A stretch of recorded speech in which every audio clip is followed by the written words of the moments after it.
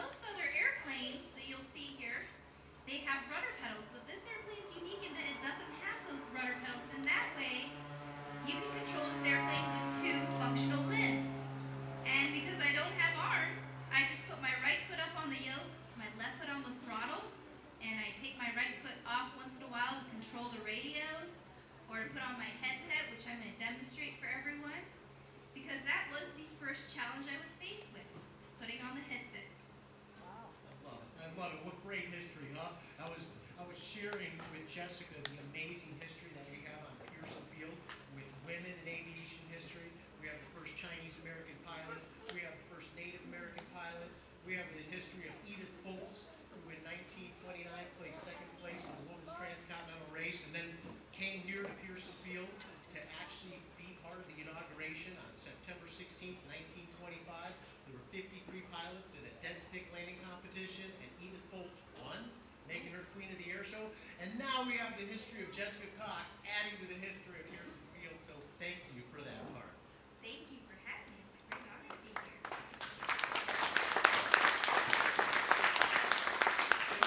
Just quickly, one of the things also I'd like to announce, especially we have some, we're having a brunch this year from 10 to 11:30, and our guest speaker this year is going to be Me. Yay!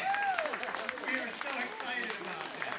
So if you like the programs and what takes place down here, because we have a lot of members of the community that help support our programs, but we can't do it without community support. And if you like what you see here, we host the Civil Air Patrol cadets every Monday night from 6 to 9:30. We have our senior members of the Civil Air Patrol, Fort Vancouver Composite Squadron.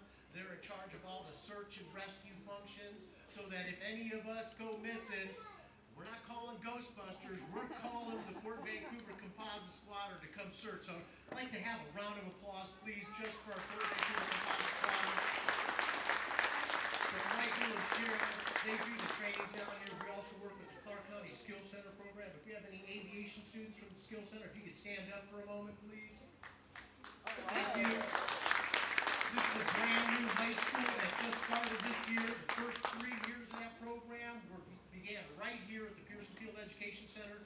This program now is a full functioning high school with a brand new hangar and facility. Rob Reinbeck is the instructor there, and many of the students that you see in the audience here are part of our volunteer community. Also, we had the fortunate experience of Burlington Northern Santa Fe went ahead and gave us a $10,000 grant for the Washington State School for the Blind outreach program, and we have some of those talking stations available today. They're going to be actually set up at the basement of the Washington State School for the Blind for initial program for beta testing, and then those students are going to be able to come here. Please, as you see these little talking stations, there's one out here for the Aerocoup, one for the T-28, one for the Ryan. Push that button, try them out. Volunteers. Great, because I usually sit down, because when I sit down, it allows me to use my feet a lot better than standing up. Then I'm having to stand up and use my feet. So I'm going to sit on the wing. And one thing I learned early on was that there wasn't enough room in the airplane for me to use both feet to hold on each side of the headset.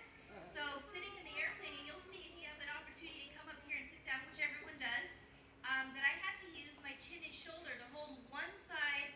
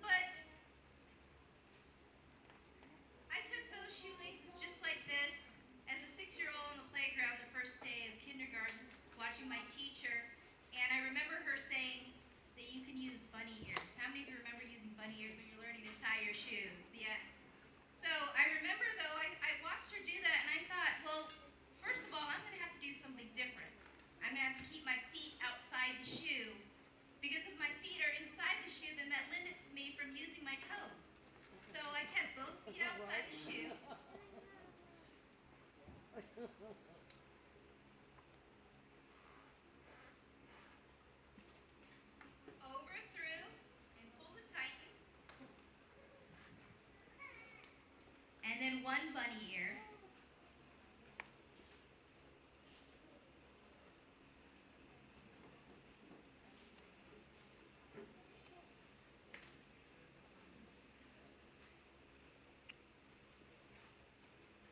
Over, through, and pull it tighten. And that's exactly how I learned how to tie my shoes, but then I wondered, how do I get my foot back in? The whole point of tying your shoes is to be able to get your feet in and snug and tight. So I realized that I needed to tie these laces loose enough so I could slip my feet in. And then once I had that left foot on, I wondered, well, what about the other shoe? And I learned, do the same thing. Tie both shoes loose enough so I could slip both feet in, and that's exactly what I did. I learned the importance of thinking outside the shoe.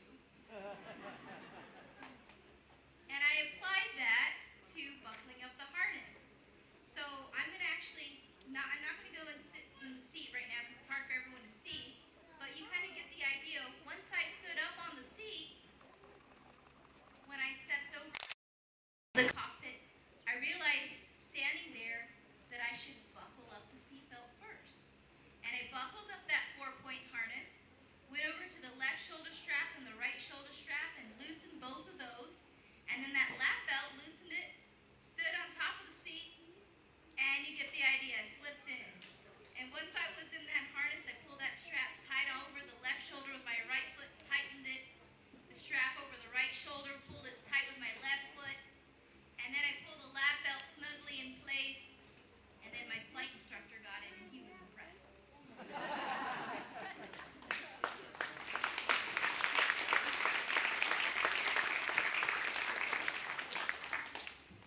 But anyone, if you're but I thought about, what about the possibility of jumping out of an airplane solo?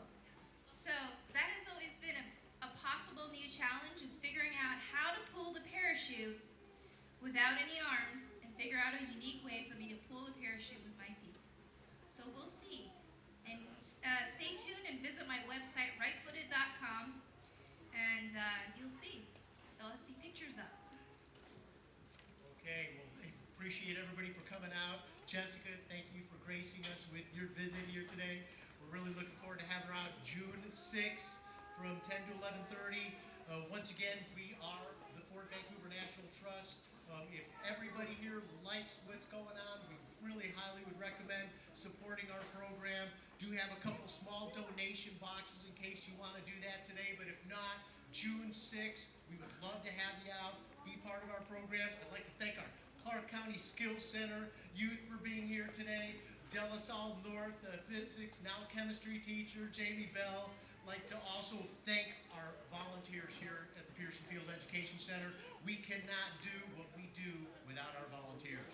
And thanks everybody for coming out today, and hope everybody